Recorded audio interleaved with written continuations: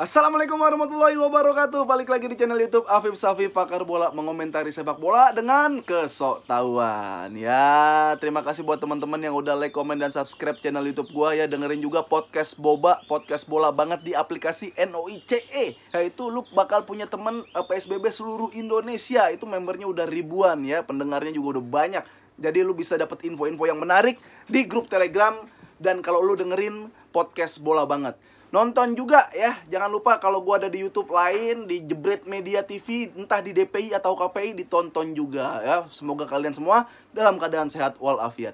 Dan hari ini gua mau membahas pertandingan-pertandingan yang sangat menarik. Dan ada juga transfer Depay yang sudah diresmikan oleh official Barcelona. Akhirnya Depay bergabung dengan Barcelona. Akan seperti apa Barcelona?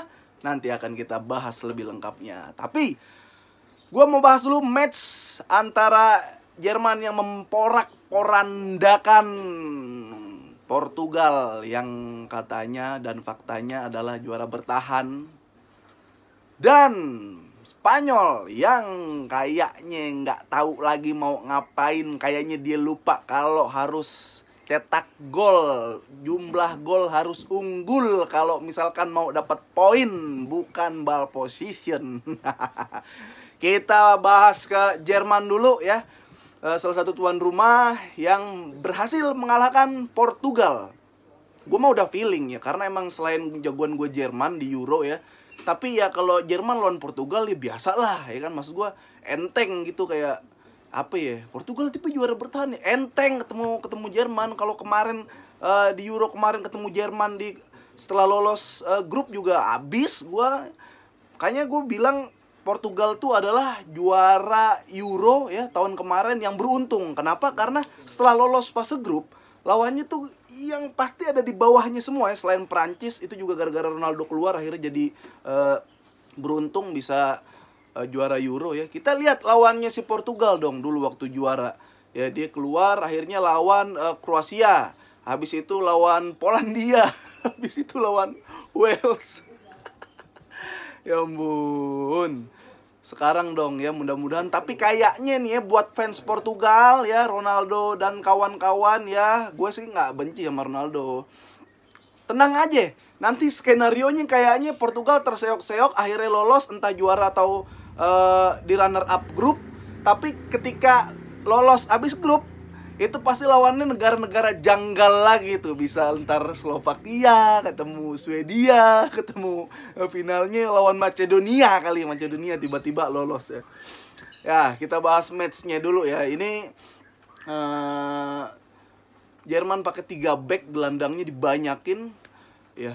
Terus Portugal seperti biasa 4-3-3 ya. Gua pikir dan gua feeling bola ini pasti bakal seru ya. Mau entah Jerman golin duluan atau kebobolan duluan. Karena gue berfirasat Portugal nih berpotensi bisa bermain parkir bus.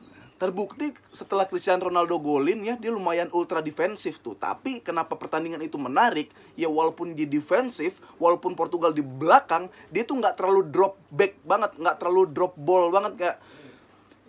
Kayak drop ball tuh gimana ya jelasin dia ketika pemain musuh megang bola, Portugal tuh masih mau nyamperin lah dikit-dikit walaupun di area pertahanan ya. Nggak cuma ditunggu di area pertahanan sampai dalam banget, nggak. Itu yang bikin seru ya. Dan lebih serunya lagi ya, memang cara parkir bus, memang cara bertahan adalah cara yang paling gampang buat menang ya. Asal musuhnya itu nggak punya kekuatan, musuhnya itu nggak bisa menembus pertahanan. Tapi kita lihat Jerman ya, kita nggak usah bahas pelatihnya.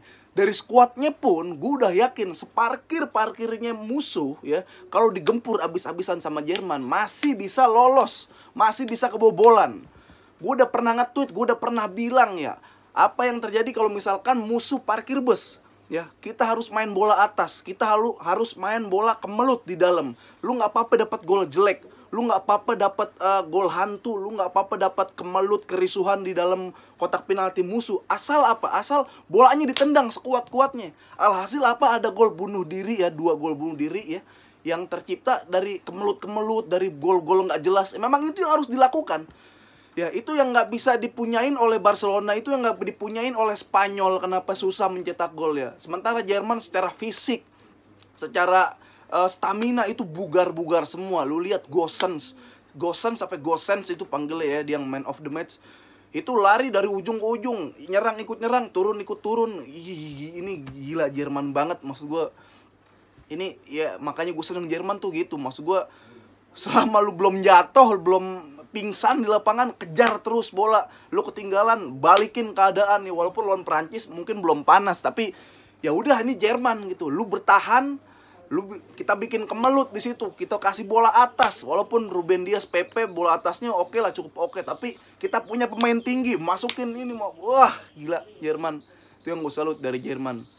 Karena mungkin kalau misalkan bukan Jerman, ketika udah di ultra defensif, permainan yang ya bertahan, tapi udah unggul jumlah gol, ya lu mungkin bisa menang, Portugalnya bisa menang. Tapi sekali lagi gue ingatkan, Jerman, ya ketika lu susah, ketika Jerman susah nembus pertahanan, ketika pemain musuh ngumpul di belakang semua, dia pasti ya ugly goal lah. Mau gol jelek, mau gol apapun, yang penting terjadi gol. Itu yang dilakukan oleh Jerman. Makanya itu disebut ya, gue berfeeling, maksud gue banyak orang-orang yang berpersepsi kalau Jerman adalah negara khusus turnamen. Itu Jerman ya, kenapa bisa menang lawan Portugal.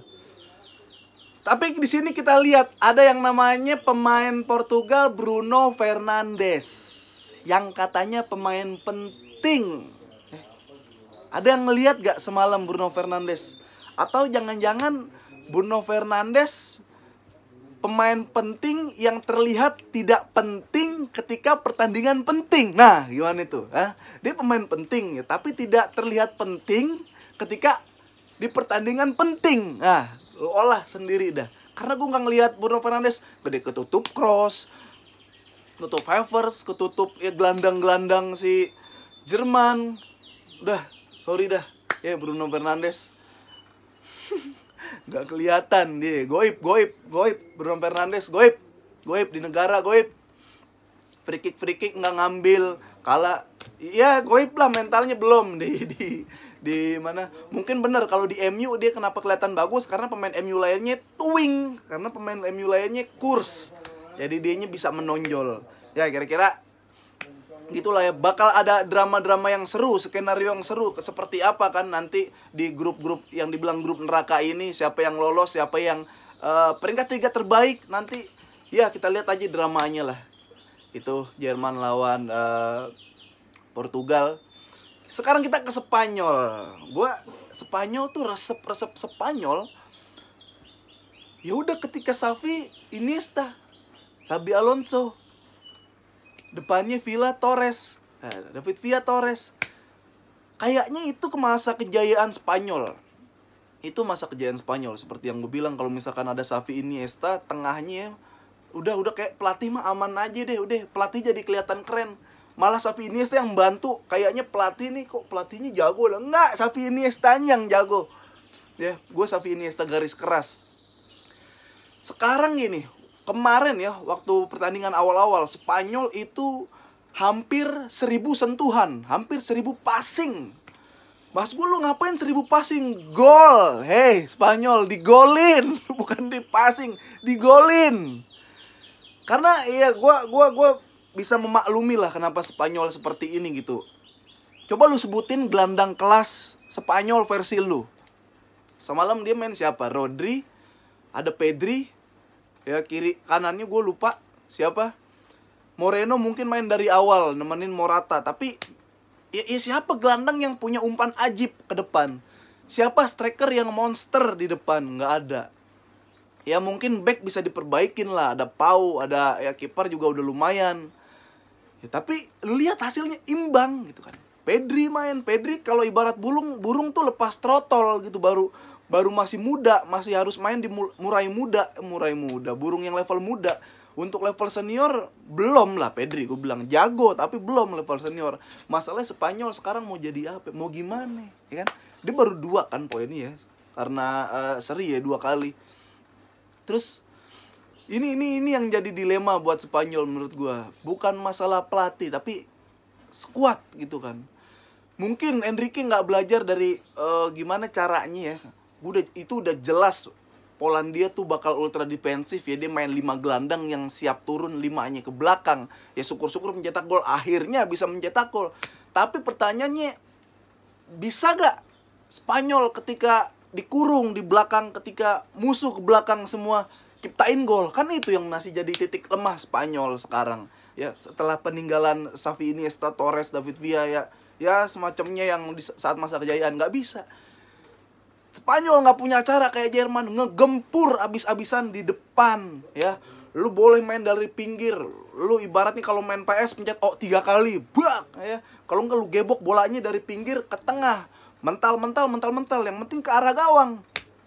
Itu Spanyol yang belum sadar, masih gue passing sepak bola indah, jangan kehilangan marwah Spanyol ya. Marwahnya itu udah ada yang jegal ketika lu diparkir, ketika lu udah ditahan ya. Jadi gue nggak tahu, mungkin kalau pertandingannya diadu ya, adu banyak operan, Spanyol bisa menang. Mungkin kalau diadu ball positionnya, Spanyol bisa menang. Tapi kan di atas segalanya ada skor. Ini yang masih jadi titik lemah buat Spanyol ya. Kita lihat nanti perubahan apa yang dilakukan oleh Spanyol, Luis Enrique ya. Ini bukan masalah, tapi gara-gara nggak ada pemain Madrid. Nggak ada. Ada pemain Madrid di situ malah tambah jelek. Ya, sekarang kita ke Memphis Depay yang antusias banget ya ketika dia diumumin di penyelesaian kontrak atau klausul segala macam perjanjiannya sah pindah ke Barcelona. Dia tuh happy gitu ya. Menurut gue ini kita bahas personal Depay-nya dulu ya. Depay banyak tato ya, mudah-mudahan ya nanti gelar dan golnya nggak kalah banyak dengan jumlah tatonya Depay. Maksud gue, lu nggak apa-apa lah banyak tato, yang penting banyak prestasi dan banyak gol juga nanti, dan banyak kontribusi ya Depay ya. Gayanya udah oke, sekilas mukanya sih mirip Neymar kalau kita ngeliat dia. Nah, Neymar tuh dia kalau begitu tuh. Tapi permainan sih gue belum terlalu resep banget ya di hati gue ya sebagai fans Barcelona. Tapi mengingat musuh-musuh lainnya, rival-rival terdekatnya juga siapa sih pemain bintangnya Madrid? Siapa sih pemain bintangnya Atletico Madrid? Pemain bintangnya siapa sih? Syukur-syukur Barcelona udah bisa datengin sekelas Depay lah ya. Cuma ya seperti yang gue bilang tadi, mudah-mudahan Barcelona ya nggak cuma mikirin di depan. Lu udah banyak di depan tuh, Griezmann, Braithwaite, Dembele, Messi, Aguero, Ansu Fati. Waduh, udah 6 tuh. Ya yang dibuang nggak mungkin Braithwaite yang dibuang dong. Kalau mau buang Sergio Roberto aja, Pique. Belakang dan ke tengah, dari tengah ke belakang itu harus dibenerin nih. Jangan sampai yang gue bilang di Instagram, jangan sampai kayak suatu hukum di suatu negara yang kita nggak tahu di negara apa ya, kebalikannya tuh tajam ke atas, tajam di atas, tumpul di bawah. Jangan sampai kayak gitu-gitu. Nah, tapi permasalahan Barcelona menurutku belum selesai karena dia belum punya gelandang yang kelas, belum punya back yang bikin kita tenang. Oke lah depan udah numpuk, oke lah depan bisa bersaing, yakin gue di La Liga ya, walaupun nanti akan berhadapan dengan parkir. Tapi ya suatu keberuntungan buat Barcelona bisa mendapatkan Depay, walaupun Depay-nya sendiri belum serp di hati gua. Dia belum nunjukin yang oke-oke belakangan ini. Ya kita lihat aja lah keseruan apa yang terjadi di dunia sepak bola ke depan ini ya. Terima kasih yang udah nonton Pakar Bola ya. Terima kasih yang udah like, komen, dan subscribe. Lu respect gua. Respect. Terima kasih. Sampai ketemu lagi.